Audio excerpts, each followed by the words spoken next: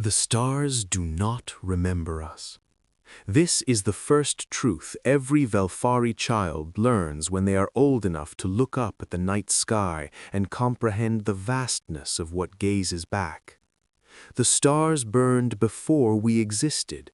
They will burn long after the last Valkori draws their final breath and our greatest monuments crumble into dust that even light cannot find. We are temporary. We are small. We are, in the grand mathematics of the cosmos, almost nothing at all. I have lived for 417 standard years. I have watched empires rise on the strength of their convictions and fall beneath the weight of their arrogance. I have seen species achieve transcendence and others choose oblivion. I have held the hands of the dying and whispered the old words over graves that stretched from horizon to horizon. My name is Kithris Vasan, and I was once the High Chronicler of the Valkori Ascendancy, keeper of 11,000 years of unbroken history, guardian of the memory of a civilization that believed itself eternal. I was wrong about so many things, but I was most wrong about humanity. The memory that haunts me most is not one of fire or destruction. It is not the fall of Thessera Prime or the burning of the crystalline halls. It is a quiet moment, unremarkable in its simplicity, that I did not understand until it was far too late. I was standing in a human space station, a crude thing of metal and recycled air that orbited a dying colony world, and a human woman offered me a cup of tea.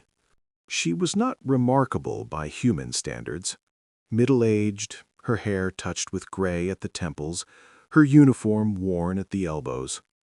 Her name was Captain Sarah Chen, and she commanded a station of perhaps 3,000 souls at the very edge of human space. I had come as an emissary of the Ascendancy, though in truth I had been sent because my superiors considered this assignment beneath anyone of genuine importance. Humanity was a young species, barely 3 centuries removed from their first tentative steps beyond their birth world. They had no great fleets, no ancient wisdom, no monuments that would survive the ages. They were, in the calculated assessment of our diplomatic corps, irrelevant. "You must be exhausted," Captain Chen said, and there was something in her voice that I could not quite identify, traveling so far from home. I accepted the tea because refusing would have been impolite, though Valkori do not process caffeine as humans do. The liquid was warm in my hands, and I remember thinking how strange it was that humans placed such importance on small rituals of comfort. "The Ascendancy spans 11,000 light-years," I replied, allowing a measured amount of pride into my voice. "Distance is merely an inconvenience to be managed." She smiled at that, a small expression that did not quite reach her eyes. Of course. 11,000 years of history, wasn't it? That's what the briefing said. 11,000 years of continuous civilization, I corrected gently. We were building cities when your ancestors were still learning to cultivate grain. I expected her to be impressed, or perhaps intimidated. Most species reacted to our antiquity with some combination of awe and deference. But Captain Chen simply nodded and looked out the observation window at the stars beyond. "That must be a heavy thing to carry," she said. "All that history, all those expectations." I did not know how to respond. It was not the reaction I had anticipated. "It is our greatest strength," I finally managed. "The wisdom of ages guides our decisions. We do not make the mistakes of younger species." "No," she agreed, still looking at the stars. "I imagine you make entirely different ones." The words were not accusatory. They were not even particularly pointed, but something in her tone made me feel, for just a moment, as though she could see through me, as though she knew something that I did not. I dismissed the feeling. What could a human possibly know that a Valkori chronicler did not? That was 73 years ago. I understand now what I could not understand then. I understand why she smiled that way, why her voice carried that particular weight. But understanding came too late for my people, and the price of our arrogance was paid in blood and fire and the screaming of worlds. The Kethvoron arrived in our galaxy like a plague wind from the void between stars. We did not know what they were at first. They came from somewhere beyond the galactic rim, from a darkness so complete that our astronomers had always assumed it empty. Perhaps they had been traveling for millions of years. Perhaps they had consumed 100 galaxies before they found ours. It did not matter.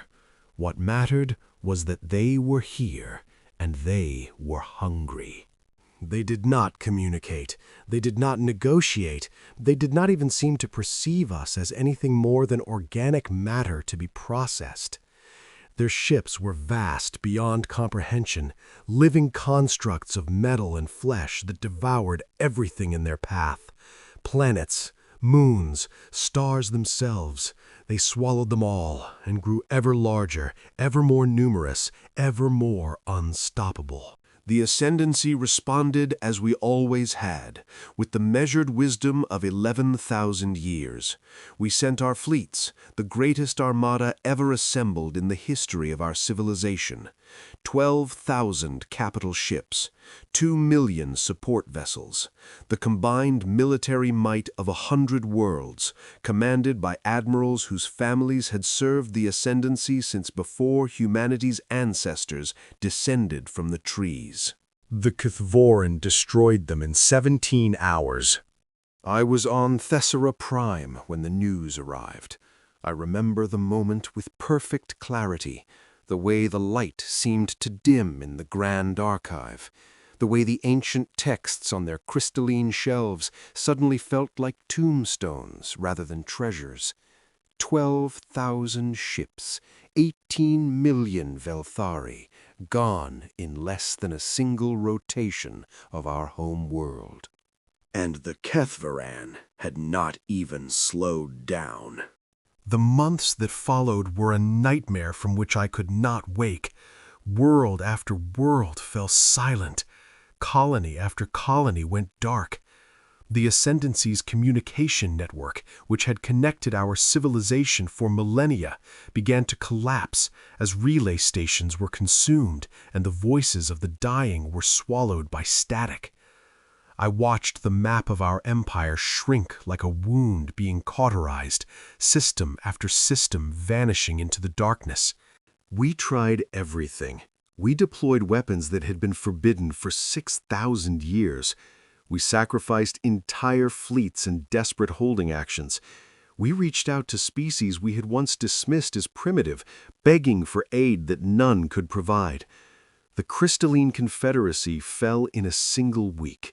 The Arthan Collective, whose mathematics had unlocked the secrets of faster-than-light travel for half the galaxy, was erased from existence in a month. And still the Kethvoron came on.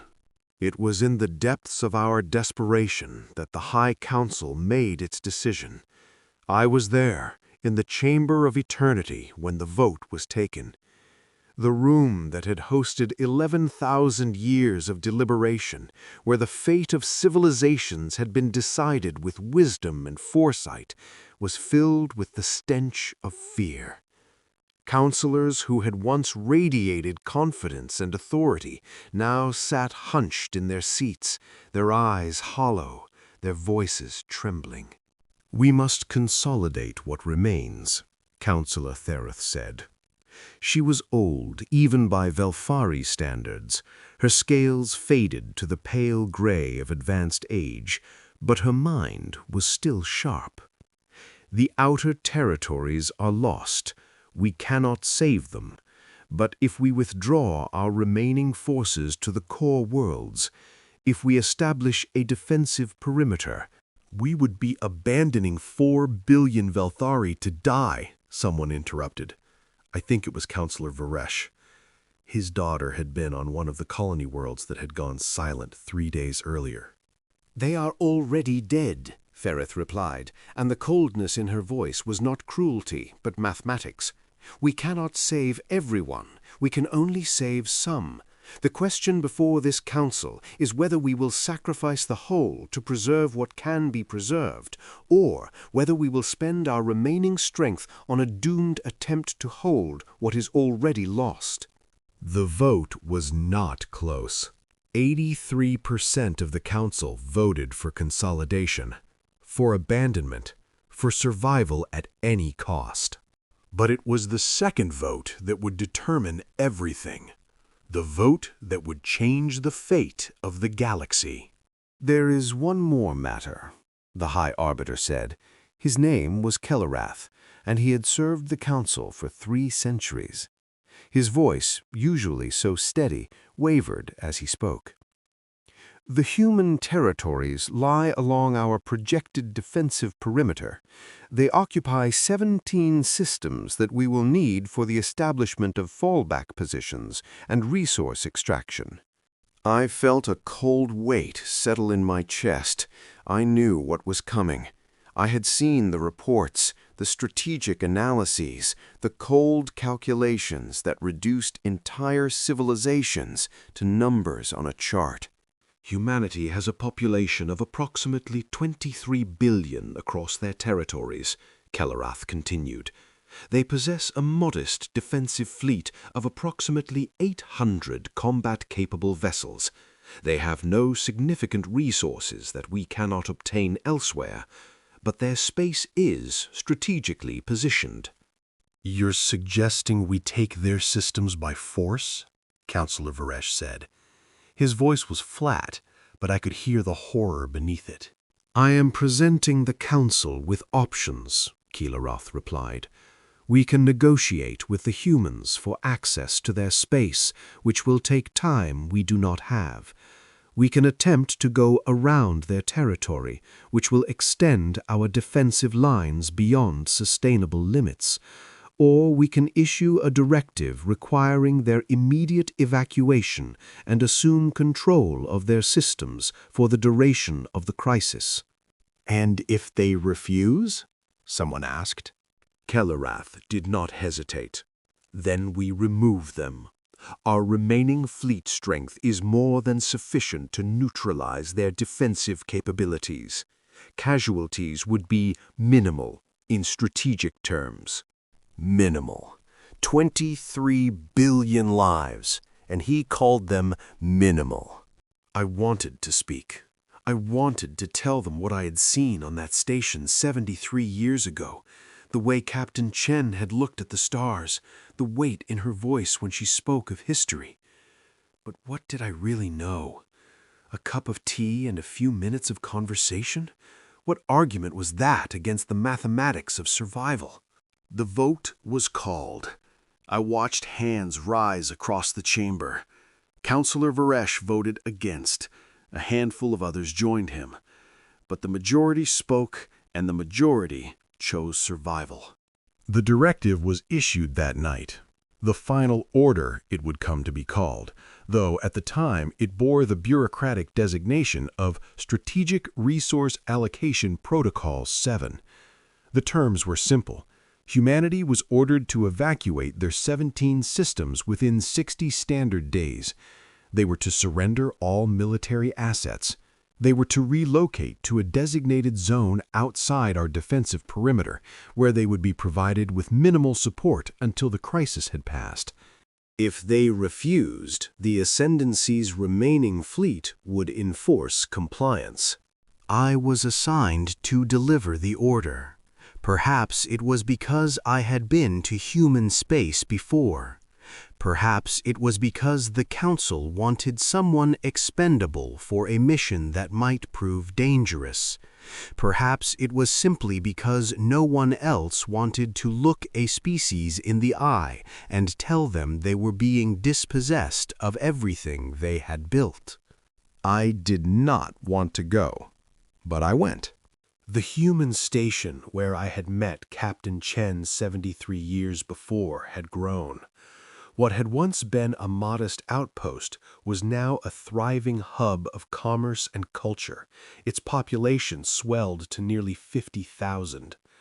The docking bay was busy with traffic, human vessels of all sizes coming and going, their crews calling to each other in the musical complexity of their many languages. Captain Chen was dead, of course. Humans live such brief lives. But her daughter had followed her into service, and it was Captain Maya Chen who met me at the docking bay with a formal greeting and a handshake that I had learned, long ago, to accept. She looked like her mother, the same quiet watchfulness, the same sense that she was seeing more than she revealed. She was younger than her mother had been when we first met, but there was something ancient in her eyes. "High Chronicler Vasan," she said. "We received word you were coming. I've arranged a private conference room for your delegation." "Thank you, Captain Chen. I hesitated. I knew your mother. A long time ago." Something flickered across her face. "She mentioned you. Said you seemed like someone who wanted to understand, but hadn't learned how to listen yet." The words stung more than they should have. "Your mother was perceptive." "She was." Maya Chen gestured down a corridor. "This way, please." The conference room was functional, like everything else on the station. Clean lines, practical furniture, no ornamentation beyond a single painting on the wall that depicted a blue world hanging in the darkness of space. Earth, I realized, their homeworld, the place where everything had begun for them. Maya Chen sat across from me, her hands folded on the table. She was alone. I had expected her to bring advisors, military officers, someone to share the weight of what was coming, but she faced me by herself, and her expression was calm. "You're here to deliver an ultimatum," she said. It was not a question. I felt my throat tighten. "The ascendancy requires—" "I've read the directive," she interrupted gently. 60 days to evacuate 17 systems, surrender our ships, relocate to a designated zone that, from what I can tell, is a barren sector with no habitable worlds and minimal resources." She paused. "You're asking us to abandon everything we've built and go somewhere to die quietly so that we don't complicate your strategic calculations." The bluntness of it took my breath away. "The Kethvoron are coming. The Ascendancy needs your space for defensive positions. Yes, I understand." She leaned back in her chair, studying me with those two old eyes. "High Chronicler, can I ask you something?" "Of course." "Did anyone on your council actually ask us if we might want to help?" The question caught me off guard. What? Help, assistance, cooperation. Did anyone think to approach us as potential allies rather than obstacles to be removed? She shook her head slowly. 11,000 years of wisdom, and it never occurred to your council that we might have something to offer beyond the strategic value of our real estate. I had no answer. The truth was that it had not occurred to me either. Humanity was young. Humanity was small. What could they possibly offer against an enemy that had consumed civilizations far greater than theirs? Your fleet is 800 vessels, I finally said. The Kethvaron destroyed 12,000 of our ships in 17 hours. With respect, Captain, what help could you provide? She smiled, and it was her mother's smile, that same quiet expression that didn't quite reach her eyes. You've been counting our ships. Have you been counting anything else? I don't understand. No, she agreed. You don't. None of your people ever have. She stood and walked to the window, looking out at the stars, just as her mother had done 73 years before. Do you know what my mother told me about you, High Chronicler? She said you were a historian who had forgotten how to learn from history. She said you looked at the Valkori past and saw glory, but you never looked at the human past and saw anything at all. Your species is 300 years old, I protested. What history could you possibly? 300 years since we reached the stars, she corrected. 300,000 years since we first looked up at them and wondered. We've been fighting to survive since before your civilization built its first city, High Chronicler. We've been learning, adapting, enduring, and we've been watching. Watching? She turned from the window. Your species builds monuments. You create great works of art and architecture, and you preserve them for millennia. It's beautiful in its way, but it's also a weakness. You've become so focused on maintaining what you've built that you've forgotten how to build anything new. When the Kethveron came, you reached for the same weapons you've been using for 6,000 years, the same tactics, the same strategies. And when they didn't work, you had nothing else to try. I wanted to argue, but the words died in my throat. She was right. We had thrown our fleets at the Kethveron the same way we had thrown them at every enemy for millennia. It had always worked before. It had never occurred to us that it might not work again. We adapt, Maya Chen continued. It's what we do. It's what we've always done. When the Ice Ages came, we adapted. When the plagues came, we adapted. When we burned our world nearly to ashes with our own weapons, we adapted. Every time the universe tried to destroy us, we changed ourselves into something that could survive. And we never stopped. Captain Chen, I appreciate the philosophy, but the Kethverin are not a challenge you can adapt to. They are the greatest threat the galaxy has ever faced. Yes, she returned to her seat. We know. We've been studying them since the first reports came in. We've been analyzing their ships, their tactics, their patterns of expansion. We've been running simulations, developing countermeasures, designing new weapons systems. In what, 3 years? The Ascendancy has been fighting them for 3 years and we've found nothing? The Ascendancy has been throwing the same solutions at a new problem for 3 years, she said quietly. We've been doing what we always do. We've been learning. I stared at her. There was no arrogance in her voice, no boasting.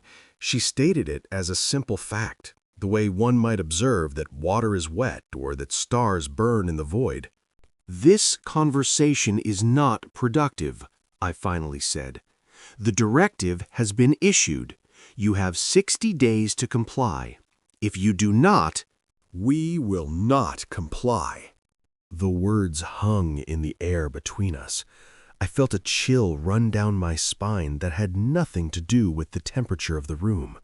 Captain Chen, you must understand the consequences of refusal. The Ascendancy will enforce. The Ascendancy, she said softly, should be very careful about the orders it issues, High Chronicler, especially orders it cannot afford to enforce. Cannot afford? I stood, my diplomatic composure finally cracking.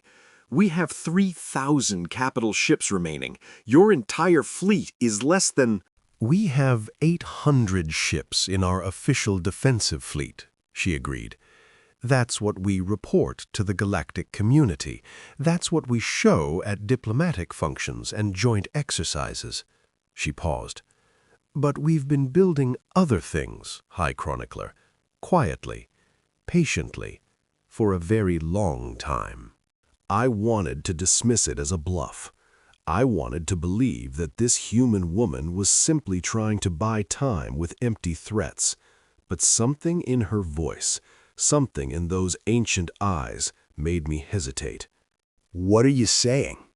I'm saying that humanity learned a lesson a long time ago, a lesson your species never had to learn because you rose to power in a gentle era, when the galaxy was young and the great predators had not yet awakened. She leaned forward. We learned that the universe is not kind. We learned that survival is not given. It is taken, held, defended with everything you have. We learned that the nail that sticks up gets hammered down, so we taught ourselves to look like all the other nails, while we forged ourselves into something harder than any hammer. The room suddenly felt very small, very cold. You're saying you've been hiding your true capabilities. I'm saying that humanity has spent 300 years watching ancient civilizations dismiss us as children, as primitives, as irrelevant. And we smiled and nodded and traded with you and learned from you and never ever showed you what we were really building. She stood again, and somehow she seemed taller than before. The Ascendancy issued its final order. Humanity will ignore it. And if your remaining fleet comes to enforce it, High Chronicler, they will not return home. I should have been angry. I should have been outraged at the defiance, at the threat implicit in her words. But I felt something else entirely. I felt the ground shifting beneath my feet. I felt the weight of 11,000 years of certainty beginning to crack. "You're bluffing," I said, but my voice sounded weak even to my own ears. "Am I?" She gestured to the window. "Look out there, High Chronicler. What do you see?" I looked. The view was the same as before. Stars, darkness, human ships going about their business. "I see your station, your trading vessels, a handful of patrol craft. Look closer. Look at the shadows between the stars." I looked again. At first, I saw nothing, but then, slowly, I began to notice something wrong with the darkness. There were places where the stars should have been visible, but were not. Places where the void seemed somehow thicker, more absolute. Shapes that I had dismissed as sensor artifacts or natural phenomena. My blood ran cold. What am I seeing? "You're seeing why humanity ignored your order," Maya Chen said. "You're seeing 300 years of preparation. You're seeing what a species builds when it grows up surrounded by giants and knows that one day the giants might turn hostile." I could not speak. The shapes in the darkness were resolving now, as if my perception had finally caught up to reality. Ships. Thousands of ships. Tens of thousands, perhaps more, hanging in the void like sleeping leviathans. They dwarfed the station, dwarfed anything I had ever seen in the Ascendancy's fleet. And they were everywhere, filling the space between stars like a hidden ocean of metal and purpose. "We call them the Quiet Fleet," Captain Chen said. "We've been building them since we first realized that the galaxy was not going to protect us. Every generation has added to them. Every human who has ever looked up at the stars and felt afraid has contributed something. They're crewed by volunteers who have spent their lives training in secret, waiting for the day when they would be needed." This is impossible," I whispered. "The resources alone, the industrial capacity." "We built our public infrastructure efficiently," she said. "Enough to seem reasonable, to seem unthreatening. But for every station you saw, there were 100 hidden in asteroid fields and gas giant moons and the cold spaces between systems. For every factory you counted, there were 1,000 more working in silence. We've been preparing, High Chronicler. For 3 centuries we've been preparing for a moment just like this. I turned from the window. My legs felt weak. Everything I thought I knew about humanity, about the galaxy, about the mathematics of power was collapsing like a house of cards. Why? I managed. Why hide all of this? Why pretend to be weak? Because we've read our own history, she said simply. Every time a human civilization grew too powerful too quickly, the others united to tear it down. Every time we showed our strength openly, we became a target. So we learned to be patient. We learned to seem harmless until we could be unstoppable. The Kethvoron, I said, and my voice cracked on the word. Can those ships stop them? Maya Chen's expression shifted. For the first time, I saw something like compassion in her eyes. We don't know, she admitted. We've been studying them, developing weapons we think will work, but we haven't tested them in combat. This enemy is unlike anything we've ever faced. She paused. But we're going to find out, because that's what we do, High Chronicler. We face the impossible and we find a way through, or we die trying. And the ascendancy? If we come to enforce the order, then we will destroy your remaining fleet, she said, and there was no malice in her voice, only certainty. And then we will have no allies when we face the Kethvoran alone. Your civilization will fall, ours might fall with it, and the galaxy will go dark. She leaned closer. Or you go back to your council and tell them the truth. Tell them that humanity is not an obstacle to be removed, but an ally to be cultivated. Tell them that we've spent 3 centuries preparing for exactly this moment, and that if they're willing to set aside 11,000 years of arrogance, we might have a chance to save everyone. I stared at her. The weight of her words pressed down on me like a physical force. They'll never believe me, I whispered. A human fleet larger than ours? Hidden capabilities? Secret weapons? They'll think I've lost my mind. Then show them. She reached into her uniform and withdrew a small data crystal. This contains everything. Our fleet numbers, our weapon specifications, our battle plans. It's everything we've been hiding, freely given. Take it to your council. Let them see what we're offering. I took the crystal. It was warm in my hand, a tiny object that held the weight of civilizations. Why are you trusting me with this? I asked. After how my people have treated yours. Because my mother trusted you, Maya Chen said. She told me that you were someone who wanted to understand. She said you just needed time. She smiled, and this time it reached her eyes. It's been 73 years, High Chronicler. That's enough time. I returned to Thessera Prime with the data crystal. I walked into the Chamber of Eternity, and I spoke for 6 hours. I showed them everything. The hidden fleets, the secret factories, the weapons that humanity had been developing in silence for 300 years. I watched their faces as the truth sank in, as the comfortable assumptions of 11 millennia shattered around them. There were those who did not believe. There were those who raged against the presumption of the humans, who demanded that we enforce the order regardless of the cost. Counselor Thereth, ancient and proud, stood before the assembly and declared that we would not beg for help from children who had been building mud huts while our ancestors shaped stars.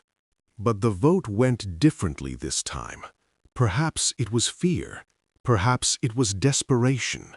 Perhaps some of them, like me, had begun to question whether 11,000 years of wisdom had taught us anything useful at all.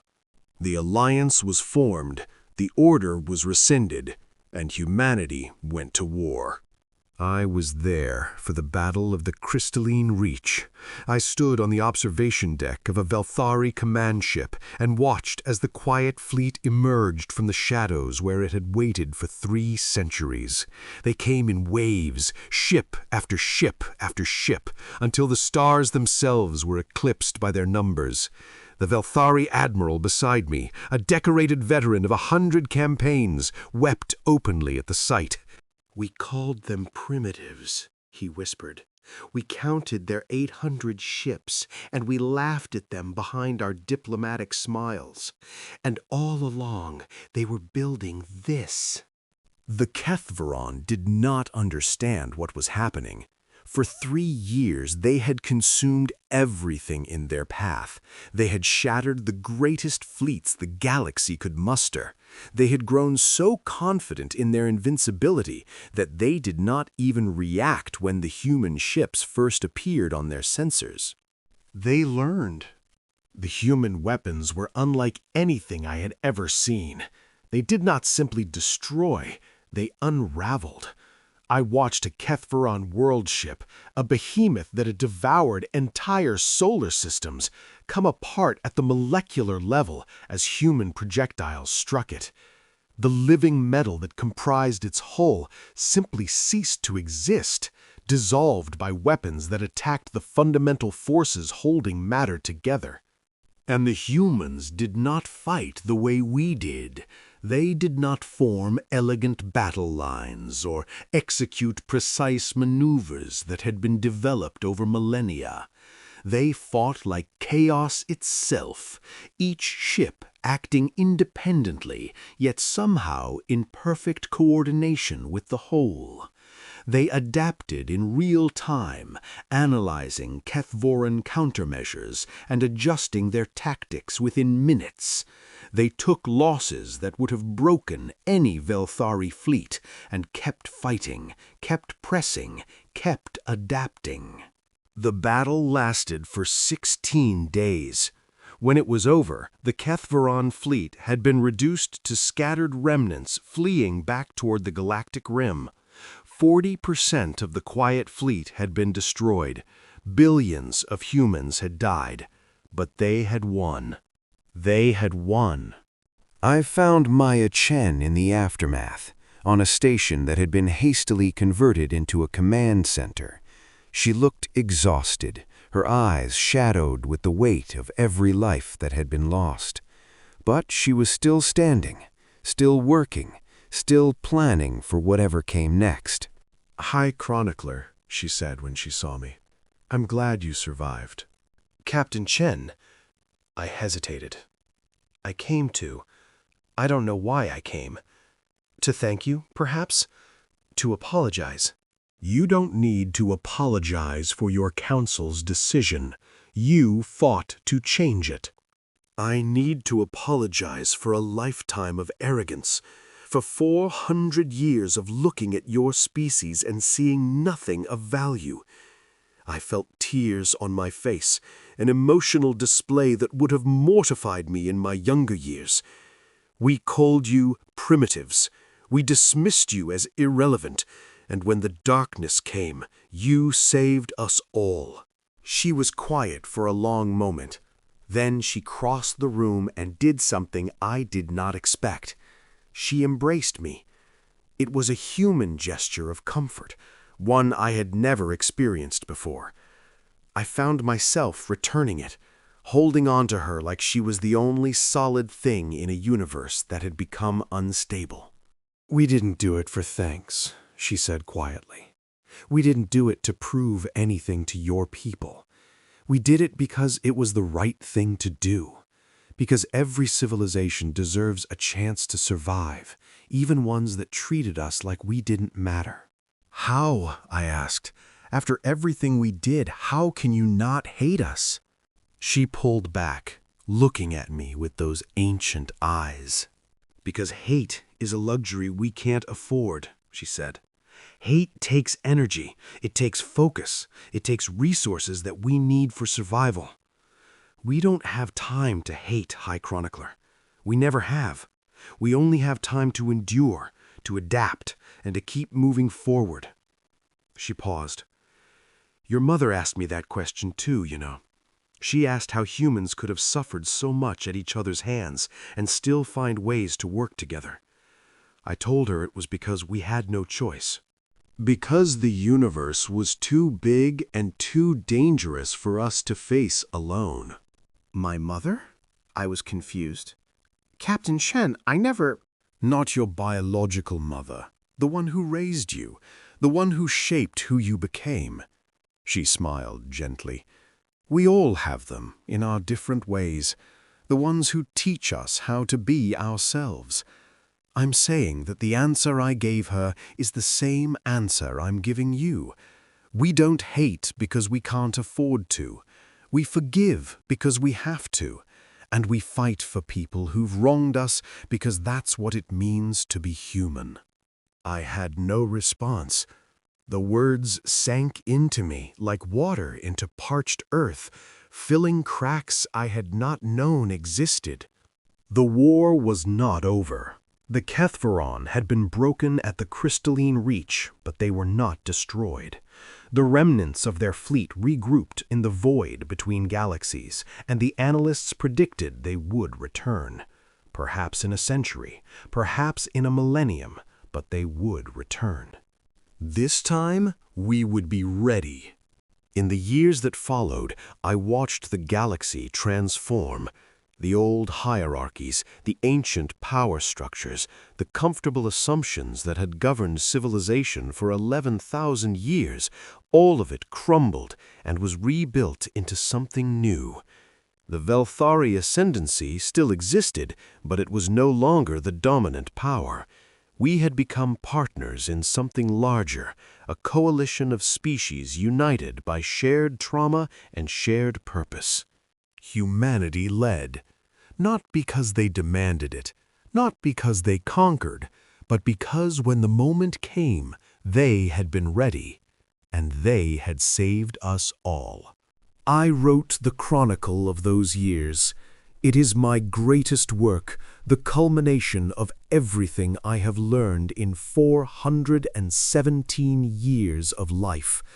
But it is not a celebration of Valkori wisdom or the glory of our eternal civilization. It is a record of humility. It is a testament to what happens when a species grows so confident in its own righteousness that it cannot recognize wisdom in others. And it is a warning.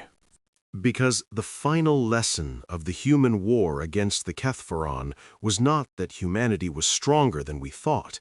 It was not that their hidden fleets and secret weapons were more powerful than our ancient technologies. The final lesson was simpler and more devastating than that.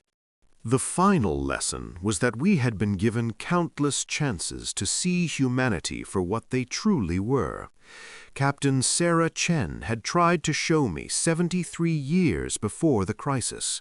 She had offered me tea and talked about history and looked at the stars with ancient eyes, and I had dismissed her because I could not imagine that a human might have something to teach a Valkori. Her daughter had given me a second chance, and I had almost thrown it away as well. We are temporary. We are small. The stars do not remember us. But while we exist, while we draw breath and think and feel, we have the opportunity to learn from those around us, to recognize that wisdom does not belong to any single species or civilization, to understand that the universe is vast enough to humble even the most ancient of peoples. The Empire issued its final order. Humanity ignored it. And in ignoring it, they saved us all. Not because they were stronger than we were, though they were. Not because they were smarter, though in many ways they are. They saved us because when the darkness came, they did not hesitate. They did not calculate the cost or weigh the risks or debate the merits of intervention. They simply stood up, as they always have, and refused to let the light go out. I am old now. Even by Valthari standards, I am approaching the end of my years. My scales have faded to the pale gray of advanced age, and my memories sometimes blur together in ways they never did before. But there is one memory that remains crystal clear, as sharp today as it was the moment it happened. It is not the battle of the crystalline reach. It is not the sight of the quiet fleet emerging from the darkness. It is not the moment when the Kethvoran world ship dissolved under human fire. It is a cup of tea, offered by a human woman with gray at her temples and ancient eyes. It is a quiet voice saying, "You must be exhausted, traveling so far from home." That was when humanity tried to save us for the first time. We just weren't ready to listen. I wonder, sometimes, how many other civilizations we dismissed over 11,000 years. How many other cups of tea we refused. How many other quiet voices we ignored. How much wisdom we lost because we were too proud to recognize it in those we considered lesser. The galaxy is different now. The old certainties are gone, replaced by new ones that I am still learning to understand. Humanity has taken its place among the great powers, not as conquerors, but as guides. They lead by example, by patience, by an endurance that seems almost inexhaustible. And when they make mistakes, because they do make mistakes, they are not perfect, they learn from them and keep moving forward. It is, I have come to realize, the most human trait of all. This refusal to be stopped, this insistence on surviving, on adapting, on finding a way through no matter what the universe throws at them. They call it stubbornness. They call it determination. They have 1,000 words for it, none of which quite capture what it really is. I call it hope. The stars do not remember us, but humanity remembers. They carry their history with them, every triumph and every tragedy, every lesson and every mistake. They remember so that they can learn. They learn so that they can endure. They endure so that when the next darkness comes, and there will always be a next darkness, they will be ready. My chronicle ends here. I have nothing more to add. No more wisdom to offer. I have lived long enough to see the galaxy transformed by a species I once dismissed as children playing in the cosmic sandbox while the adults built civilizations. I was wrong. They were never children. They were survivors, tempered by fire and ice and plague and war. They were builders, creating miracles in secret, while they smiled and nodded and let us believe they were harmless. They were watchers, waiting for the moment when they would be needed, never doubting that the moment would come. The Empire issued its final order. Humanity ignored it. And in the end, that is all that mattered. Not our ancient wisdom, not our grand monuments, not our 11,000 years of unbroken history. What mattered was a species young enough to still believe that the impossible was merely a challenge, and old enough to know exactly what it would cost to prove it. What mattered was humanity. I finish writing these words as the sun sets over Thessera Prime. The light is golden, painting the ancient spires of our cities in shades of amber and rose. It is beautiful, it is timeless, and for the first time in my long life, I understand that this beauty, this timelessness, exists only because a species we dismissed as irrelevant refused to let the darkness consume it. The stars do not remember us, but humanity will. That, in the end, is enough.